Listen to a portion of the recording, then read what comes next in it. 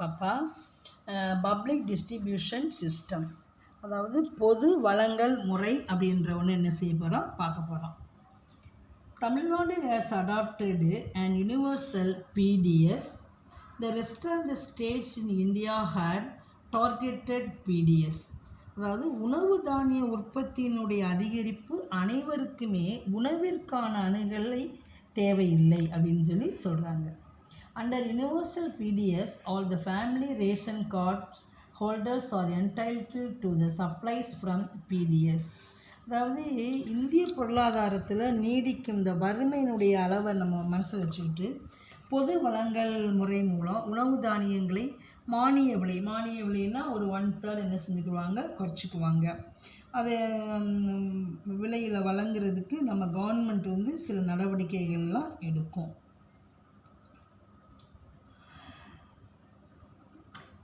The beneficiaries are identified based on certain criteria and given their entitlements. The leaving out the rest, both the union and the state government subsidies the supplies distributed through PDS. The level and the quantum of a subsidy also varied across states. அதாவது அந்த மானிய விலையில் வழங்க செய்யக்கூடிய அரசாங்க நடவடிக்கைகளாக எடுக்கும். பொது வழங்கல் முறையினை தன்மை, நோக்கம் மற்றும் செயல்பாடு இது என்ன செய்யும்னா வேரியஸ் அக்ராஸ் ஸ்டேட்ஸ், அதாவது ஒவ்வொரு ஸ்டேட் அது என்ன செய்யும், மாறுபடக்கூடியதாக அது இருக்கும். Subsequently, the National Food Security Act, அதாவது NFSA அப்படின்னு சொல்கிறாங்க, was passed by the Indian Parliament in 2013. தேசிய உணவு பாதுகாப்பு சட்டம் அப்படின்ற ஒன்று நம்ம இந்திய பாராளுமன்றம் என்ன செய்யுதுனாக்கா 2013 இம்ப்ளிமெண்ட் பண்ணும். இந்த NFSA covers 50% of urban households and 75% of the rural households. அதாவது நம்ம இந்த நேஷ்னல் ஃபுட் செக்யூரிட்டி ஆக்ட் அப்படின்னு தேசிய உணவு பாதுகாப்பு சட்டம் அப்படின்ற ஒன்று கொண்டு வரோம் பார்த்தீங்களா, அதில் 50% ஆஃப் நகர்ப்புற குடும்பங்களையும் 75% அப்படின்றது கிராமப்புற குடும்பங்களையும் உள்ளடக்கியதாக அது இருக்கும். These households are known as priority households identified based on the set of criteria. அதாவது இந்த குடும்பங்கள் ஒரு குறிப்பிட்ட அளவுகோலின் அடிப்படையில் அடையாளம் காணப்பட்டு முன்னுரிமை குடும்பங்கள் என அது அழைக்கப்படும். அதனால தான் அதுக்கு பேர் priority households அப்படின்ற ஒரு பேர். The union government supplies rice at the rate of ₹3 per kg, wheat at the rate of 2 per kg, and millets at the rate of ₹1 per kg under NFSA.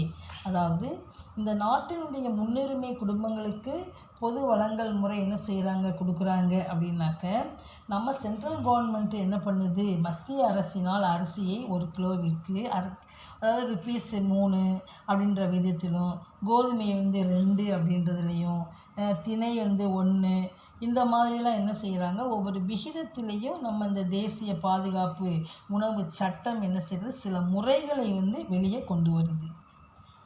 Tamil Nadu continues to have the universal system of PDS and supplies rice at free of cost to all card holders. அதாவது நம்ம Tamil Nadu government என்ன பண்ணுதுன்னா தொடர்ந்து உலகளாவிய அந்த பொது வழங்கல் முறையை கொண்டிருக்கு. அதோடு இல்லாமல் அனைத்து அட்டைதாரர்கள் சொல்லுவாங்க, ரேஷன் கார்டெலாம் வச்சுருப்பாங்க பார்த்தீங்களா, அவங்களுக்கு இலவசமாக என்ன செய்கிறது, இந்த அரிசியை தருது. இப்போ இந்த கொரோனா டயத்துலலாம் நிறைய ஃப்ரீயாக மோடியோடைய இம்ப்ளிமெண்ட் வெளியேறி நிறைய ஃப்ரீயாக சில பொருள்கள்லாம் கொடுக்குறாங்கல்ல ரேஷன் கடையில், அந்த மாதிரிலாம் என்ன செஞ்சுருப்பாங்க. National food security act in Tamil Nadu அப்படின்னு நம்ம தமிழ்நாட்டில் இந்த தேசிய உணவு பாதுகாப்பு சட்டம் அப்படின்ற ஒன்று November 1, 2016 இம்ப்ளிமெண்ட் பண்ணியிருந்திருப்பாங்க நம்ம தமிழ்நாட்டில். எப்போ after holding out for 3 years. இந்தியாவில் வந்து இந்த தேசிய உணவு பாதுகாப்பு சட்டம் துவங்கி ஒரு 3 ஆண்டுகளுக்கு பிறகு தான் 2016 என்ன செஞ்சுருக்காங்க, இந்த NFSA அப்படின்ற ஒரு ஆக்டை வந்து வெளியே கொண்டு வந்திருக்காங்க. இப்போல்லாம் நம்ம என்ன பார்க்குறோம், smart card, biometric smart family cards அப்படின்ற ஒன்று நம்ம வந்து ஃபாலோ பண்ணுறோம். அதாவது இந்த ஸ்மார்ட் கார்டு அப்படின்னு சொல்லுவாங்கள்ல, அது இப்போது தற்போதுள்ள குடும்ப அட்டைகளுக்கு பதிலாகத்தான் இந்த ஸ்மார்ட் குடும்ப அட்டைகள் என்ன செய்கிறாங்க, வழங்கினாலும் நாங்கள் ஸ்மார்ட் கார்டு அது அப்படின்னு சொல்கிறோம். இதை வந்து நம்ம தமிழ்நாடு கவர்மெண்ட்டு தான் இன்ட்ரடியூஸ் பண்ணியிருக்கு. இது வந்து தேசிய மக்கள் தொகையின் கீழே வந்து மக்கள் தொகை கணக்கெடுப்பு நடவடிக்கைகளின் இயக்குனரின் தனித்துவமான அடையாள எண்ணை வெளியிடுவதற்கு இந்த 10 விரல்கள் இருக்குல்ல, நம்மெல்லாம் ஃபோட்டோலாம் போய் எடுத்துருப்போம்ல, அந்த 10 விரல்களுடைய கைரேகை, அந்த அப்புறம் நம்ம 2 கண், அப்புறம் வந்து முகப்பதிவு செய்கிறது, இதன் மூலமாகலாம் என்ன செய்யப்படுகின்றன, இந்த ஸ்மார்ட் கார்டு வந்து உருவாக்கப்படுதான். பயோமெட்ரிக் பதிவு செயல்முறைகளை முடித்ததுக்கு பிறகு இந்த பயோமெட்ரிக் ஸ்மார்ட் குடும்ப அட்டைகளை தான் நம்ம என்ன செய்கிறாங்க, இப்போ நம்ம யூஸ் பண்ணிக்கிட்டு இருக்கோம். எஸ், நெக்ஸ்ட்டு என்ன பற்றி பார்க்க போகிறோம், role of consumer cooperatives in food security. அதாவது உணவு பாதுகாப்பில் நுகர்வோர் கூட்டுறவினுடைய பங்கீடு என்னன்றதை பற்றி நம்ம பார்க்க போகிறோம். Consumer cooperatives play an important role in the supply of quality goods at responsible rates to common people. There is a 3-tier structure of consumer cooperative societies in India. They are primary consumer cooperative societies, the central consumer cooperative stores, and state level consumer federations. More than 50,000 villages level societies are engaged in the distributions of consumer goods in rural areas. This scheme is playing an important role in food security in India. For example, out of all fair price shop running in Tamil Nadu, around 94% are being run by cooperatives. அதாவது பொதுவான மக்களுக்கு பொறுப்பான விலையில் தரமான பொருள்களை வழங்குறது தான் வந்து நுகர்வோர் கூட்டுறவுனுடைய முக்கியமான பங்கு அப்படின்னு சொல்கிறாங்க. நம்ம இந்தியாவில் வந்து ஒரு 3 சிஸ்டத்தை வந்து ஃபாலோ பண்ணுறாங்க. அதாவது நுகர்வோர் கூட்டுறவு சங்கங்கள் அமைக்கப்பட்டிருக்கும். அதில் வந்து முதன்மை நுகர்வோர் கூட்டுறவு சங்கங்கள், மத்திய நுகர்வோர் கூட்டுறவு கடைகள், மாநில அளவிலான நுகர்வோர் கூட்டமைப்புகள், இதெல்லாம் இருக்கக்கூடிய ஒன்றாவும் இது இருக்கும். கிராமப்புறங்கள்லாம் பார்த்தோம்னா நுகர்வோர் பொருள் வழங்குவதில் 50,000க்கு மேற்பட்ட கிராம அளவிலான சங்கங்களை என்ன செய்வாங்க, அங்கங்கே ஈடுபடுத்துவாங்க. சுகாதாரம், காப்பீடு, வீட்டு வசதி, இது மாதிரி பல வகையான நுகர்வோர் கூட்டுறவு நிறுவனங்கள்லாம் நம்ம தமிழ்நாட்டில் இருக்குது அப்படின்னு சொல்கிறாங்க. உதாரணமாக தமிழ்நாட்டில் இயங்கும் அனைத்து நியாய விலைக்கடை கடைகளிலும் சுமார் 94% கூட்டுறவு நிறுவனங்களால் நடத்தப்படுகின்றன. அதுக்கடுத்து பஃபர் ஸ்டாக். அது என்ன பஃபர் ஸ்டாக்கு, தாங்கி இருப்புன்னு சொல்லுவாங்க. தாங்கி இருப்புன்னு என்னது, இப்போ ரேஷன் கடைக்கெலாம் பொருட்கள் கொண்டு வர்றாங்க அப்படின்னா அதுக்கு ஒரு சொசைட்டி மாதிரி ஒன்று இருக்கும் பார்த்தீங்களா, அதுதான் தாங்கி இருப்புன்னு பேர். இப்போ நம்ம ஸ்கூலுக்கெல்லாம் போகிற வழியிலே ஒரு சொசைட்டி இருக்குல்ல, அங்கே கூட்டுறவு சொசைட்டினே போட்டிருப்பாங்கள்ல, ஆட்டுக்குளத்துலலாம் நம்ம பார்த்துருப்போம் போகும்போதே. அங்கே தான் அந்த குடோன்னு சொல்லுவாங்கள்ல, அங்கே பொருள்கள் எல்லாத்தையுமே என்ன செஞ்சுருப்பாங்க, இங்கே கொண்டு வந்து அங்கே ஸ்டாக்கு அங்கே வச்சு அங்கே எந்தெந்த கடைகளுக்கு தேவைப்படுதோ அங்கே வந்து அனுப்பிவிடுவாங்க. அதாவது பஃபர் ஸ்டாக், தாங்கி இருப்பு அப்படின்னு சொல்கிறாங்க. Buffer stock is the stock of food grains, namely wheat and rice, pursued by the government through the Food Corporation of India. The FCI purchase wheat and rice from the farmers in states where there is surplus productions. The farmers are paid a pre-announced price for their crops. This price is called minimum support price. The MSP, minimum support price, is declared by the government every year before the sowing seasons to provide incentives to farmers for raising the production of these crops. The purchased food grains are stored in granaries. அதாவது இந்த தாங்கி இருப்பு buffer stock அப்படின்னு சொல்கிறாங்கல்ல தம்பி, அந்த தாங்கி இருப்பு என்பது உணவு தானியங்களான வீட்டு ரைஸு இது வந்து இந்த இந்திய உணவு கழகத்தின் மூலம் அரசாங்கத்தால் என்ன செய்யப்படுகின்றன, வழங்கப்படுகின்றன. அதுக்கடுத்து உற்பத்தி இருக்கும் மாநிலங்களில் விவசாயிகளிடமிருந்து அந்த கோதுமை, அரிசி, அதான் FCI இது என்ன செய்கிறாங்க, வாங்குகிறாங்க. ஏன்னா அவங்களுக்கு வந்து அதை அவங்ககிட்ட இருந்து வாங்கினா தானே இவங்க இங்கே ஸ்டாக்காக வச்சுக்க முடியும். விவசாயிகளுக்கு அவர்களின் பயிர்களுக்கு முன்பே அறிவிக்கப்பட்ட விலை வழங்கப்பட்டிருந்திருக்கும். இந்த விலை குறைந்தபட்ச ஆதரவு விலை அப்படின்னு சொல்லுவாங்க. அதாவது ஒரு கவர்மெண்ட்டுக்கு என்ன செய்வாங்கன்னா, ஒரு லேண்ட் ஓனராக இருக்கிறவங்க, லேண்ட் லார்டாக இருக்கிறவங்க குறைஞ்ச விலைக்கு கவர்மெண்ட்டுக்கு என்ன செஞ்சுருப்பாங்க, நெல்லை வந்து அவங்க விற்றுருந்துருப்பாங்க. ஆமாம், ஒரு இப்போ வெளியே வந்து ஒரு 900 ரூபா விற்கிது அப்படின்னா அவங்க ஒரு 100 ரூபா 150 ரூபா அந்த கணிசமான ரேட்டுக்கு அவங்க கொடுத்துட்டே ஆகணும் அவங்க. அந்த மாதிரி இதைத்தான் நம்ம என்னென்னு சொல்கிறோம், பஃபர் ஸ்டாக் அப்படின்னு சொல்லி சொல்கிறோம். நெக்ஸ்ட்டு என்ன போகிறோம்டா, பர்ச்சேசிங் பவர், வாங்கும் திறன் அப்படின்னு சொல்லி சொல்கிறாங்க. Purchasing power is the value of a currency expressed in terms of the amount of goods or services that one unit of money can buy. Price increases, purchasing power declines and vice versa. அதாவது என்ன சொல்கிறாங்கன்னா, வாங்கும் திறன் அப்படின்றது ஒரு அலகு பணம் வாங்கக்கூடிய பொருள்கள் அல்லது சேவைகளின் அளவில் அடிப்படையில் வெளிப்படுத்தப்படும் ஒரு நாணயத்துடைய மதிப்பு. அப்படின்ற ஒரு பொருளை வாங்குகிறோம், அந்த பொருளுடைய வேல்யூவு இவ்வளவுன்னு சொன்னால் அதை நம்புறது மாதிரி இருக்கணும். அதனுடைய ரேட்டுக்கும் அந்த பொருளுடைய வேல்யூக்கும் சம்மந்தம் இல்லாமல் இருக்கக்கூடாது. இப்போ விலை ஏறும்போது வாங்கும் திறன் என்ன செய்கிறது, குறைகிறது. இப்போ கோல்டு விலை நிறைய ஏறிப்போச்சு, ஆனால் நிறைய பேர் என்ன செய்ய மாட்டாங்க, முன்ன மாதிரி அதை வாங்க மாட்டாங்க. இப்போ சாதாரணமாக பாருவே, வீக்லி ஒன்ஸு நம்ம வாங்கக்கூடிய பொருள்கள், வெங்காயத்துடைய அளவு கூட விலைகள் கூட என்ன செய்யுது, கூடுது குறையுது.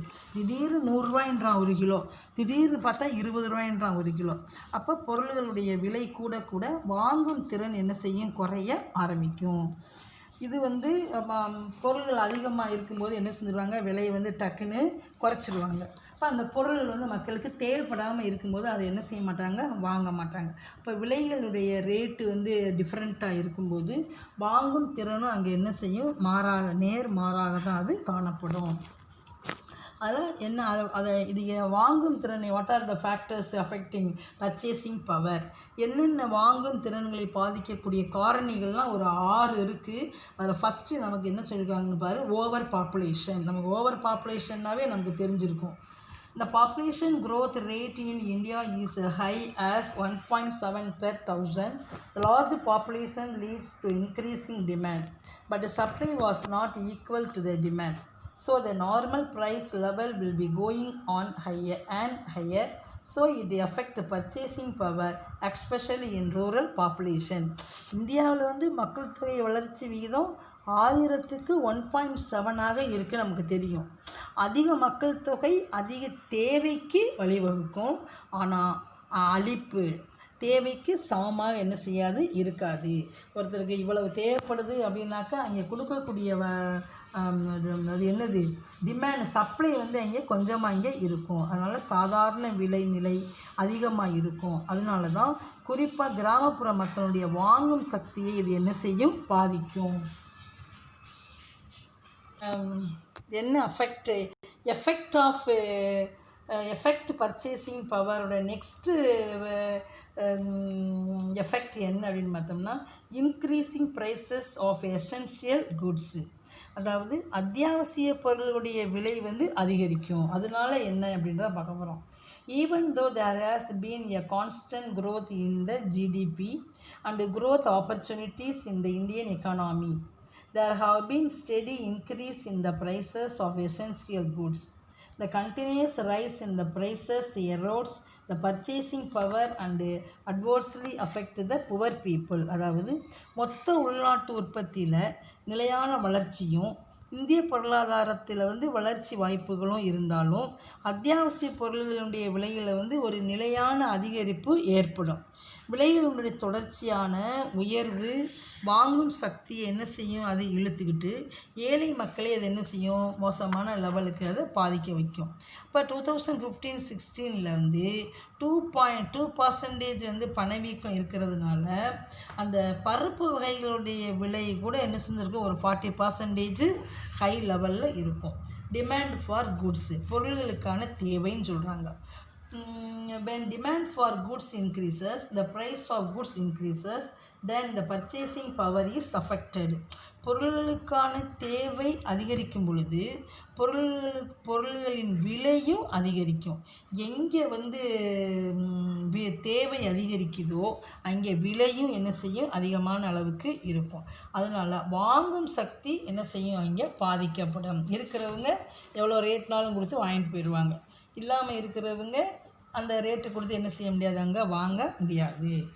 அதுக்கடுத்து price of goods affect the value of currency, பொருள்களின் விலையில் நாணய மதிப்பு என்ன செய்யும், பாதிக்கும்.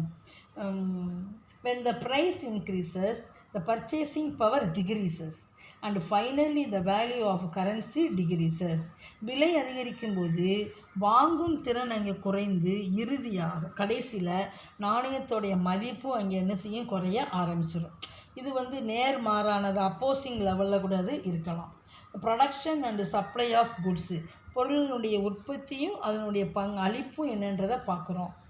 Production and supply of goods decline, the price of goods increases, then the purchasing power is affected. பொருள்களுடைய உற்பத்தி அளிப்பு குறையும் பொழுது பொருள்களின் விலை அதிகரிக்கும். அதனால் வாங்கும் திறன் என்ன செய்யும், அங்கே பாதிக்கப்படும். Yes, next last